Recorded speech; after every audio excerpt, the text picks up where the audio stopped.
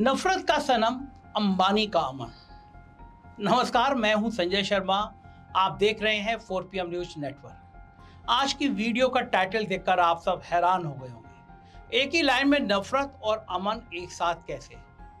मगर अंबानी जी के राज में ये असंभव कार्य भी संभव हो सकता है। देखते हैं कैसे। पहले अंबानी की बात करेंगे, फिर इनके अमन की बात करेंगे।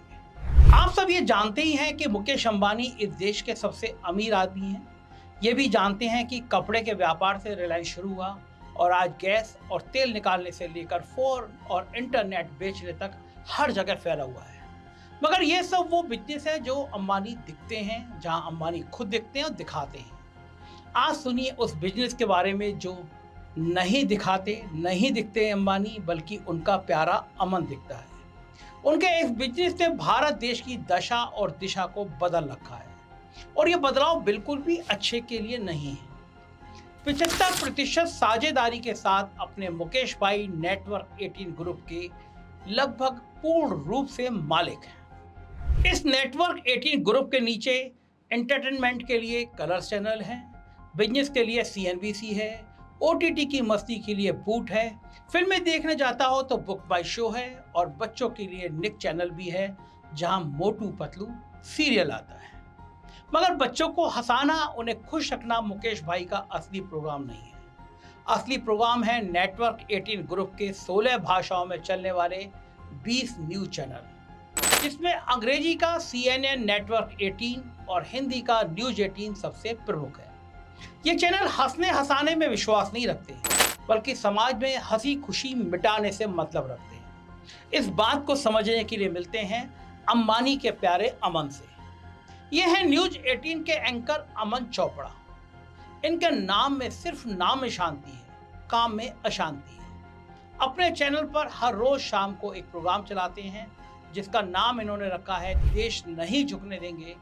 अगर इस देश का मतलब बस राजनीति है, भ्रष्टाचार है, षड्यंत्र है, तो वो सब इनके प्रोग्राम में नहीं झुक रहा।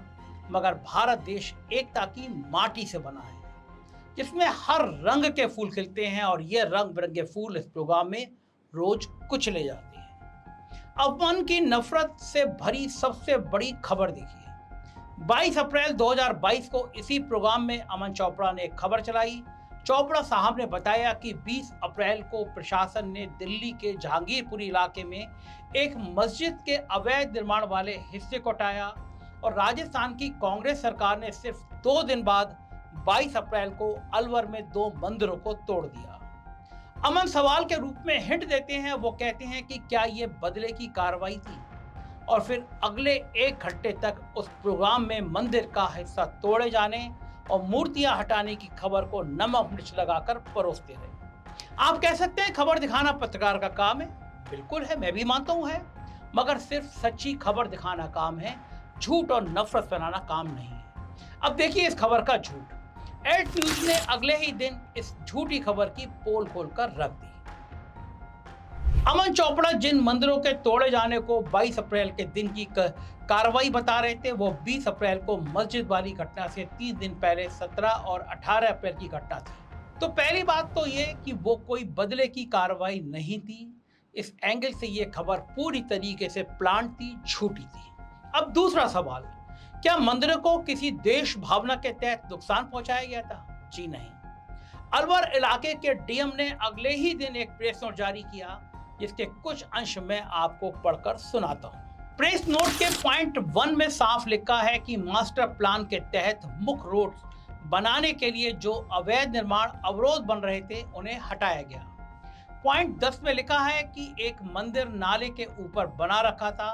इसे हटाए जाने से पहले इसमें से मूर्तियां विधिवत तरीके से निकाली गईं और दूसरे मंदिर का केवल वो हिस्सा जो रास्ते में था वो हटाया गया। गर्भगृह को कोई नुकसान नहीं हुआ। हटाए गए हिस्से से मूर्तियों को ससम्मान हटाया गया और नई मूर्तियों की स्थापना भी विधिवत तरीके से कर दी गई। अब सोचिए कि क्या है और क्या दिखाया गया। सच्ची खबर यह थी कि देश के विकास के लिए और साथ साथ धर्म का सम्मान करते हुए प्रशासन ने मंदिर को विधिवत तरीके से हटाया। लेकिन खबर क्या बनाएगी? बदला लिया गया, मंदिर तोड़ा गया, शिवलिंग का अपमान किया गया। अमन ऐसी नफरत पहले भी फैला रहे थे, पर इस बार जहर कुछ ज्यादा ही फैला दिया तो 3-3 एफआईआर हो गई। राजस्थान पुलिस पकड़ने नोएडा आई तो वो भाई साहब छुप गए, घर में ताला लगाकर निकल लिए। वो तो अमन की किस्मत अच्छी थी, सुप्रीम कोर्ट ने किसी और मामले में राजद्रोह के कानून पर उस वक्त के लिए रोक लगा दी, तभी कहीं जाकर हाई कोर्ट से अग्रिम जमानत मिली। मगर ये अमन चोपड़ा अपनी कारस्तानियों से बाज नहीं आए।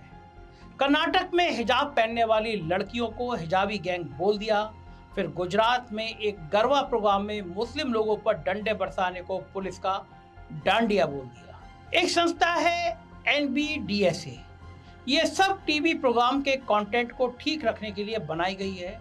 अब है तो सरकारी संस्था, मगर इसमें बैठे कुछ लोगों को, अच्छे लोगों को लगा बहुत हो गया।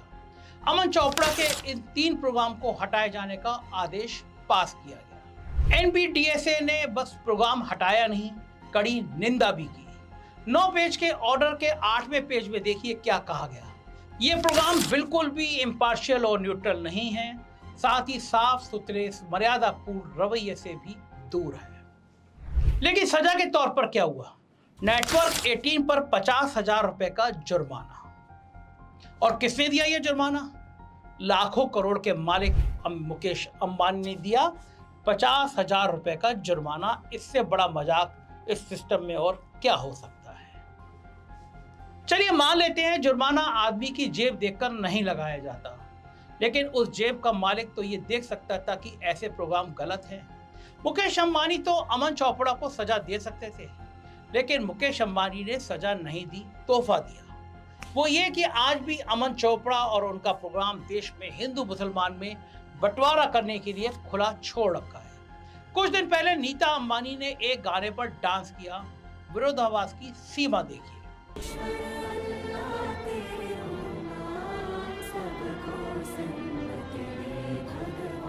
एक तरफ अंबानी परिवार कह रहा है ईश्वर अल्लाह तेरे नाम, और दूसरी तरफ उनका न्यूज चैनल हमेशा ईश्वर और अल्लाह को बांटता रहता है। मैं आप सबके माध्यम से पूछता हूं अंबानी से कि जब आप अपने चैनल पर ये जहर उगलवाते हो तो फिर क्यों अच्छे बनने का नाटक करते हो?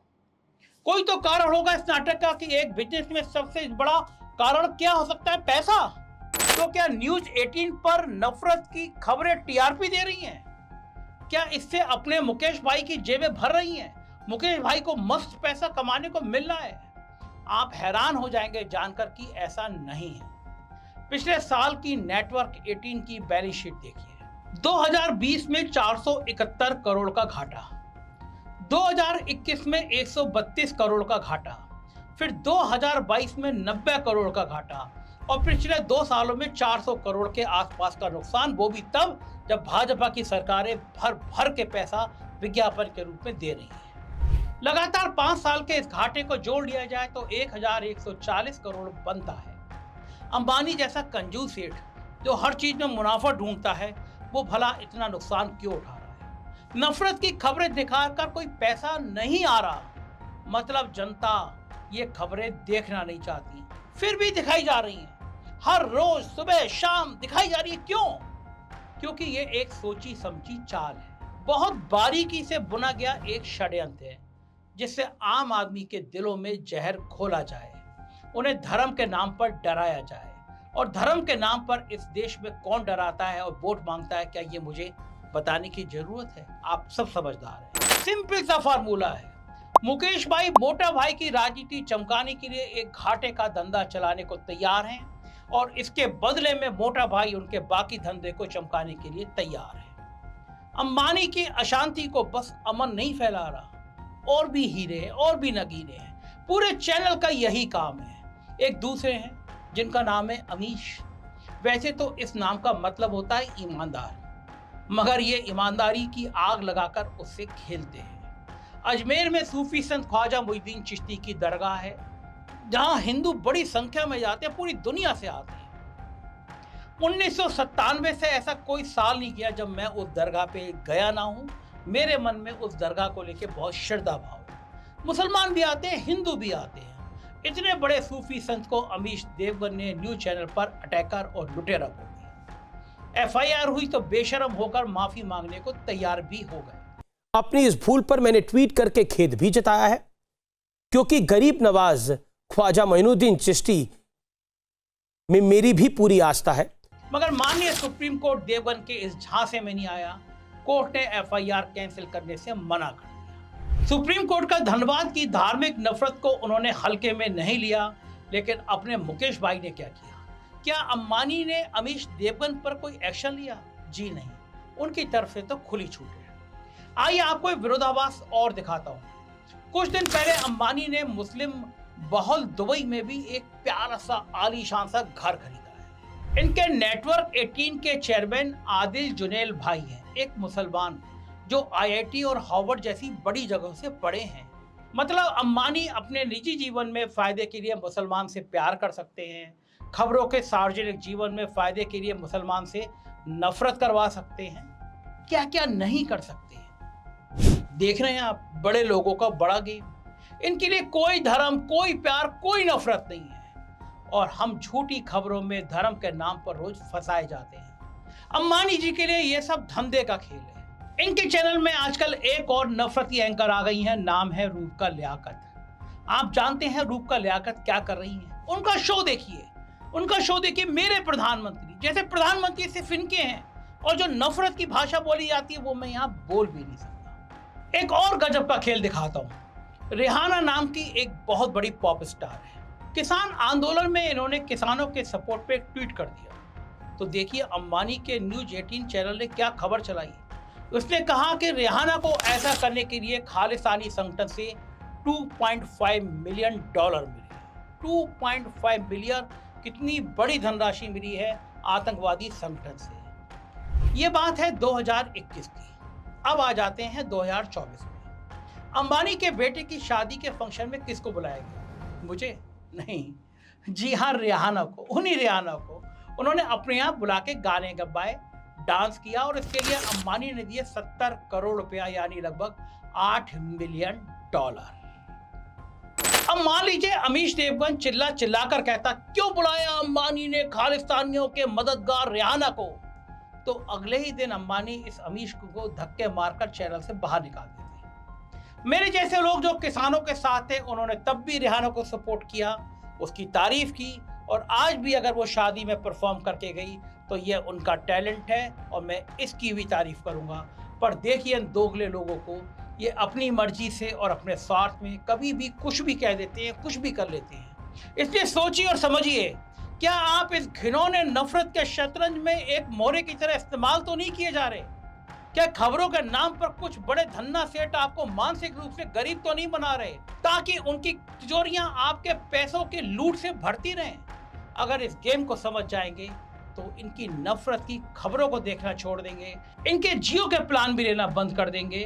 तो जाहिर है टीवी का रिमोट आपके हाथ में है, उसका इस्तेमाल कीजिए ताकि कोई और आपको रिमोट से चला ना सके। नमस्कार।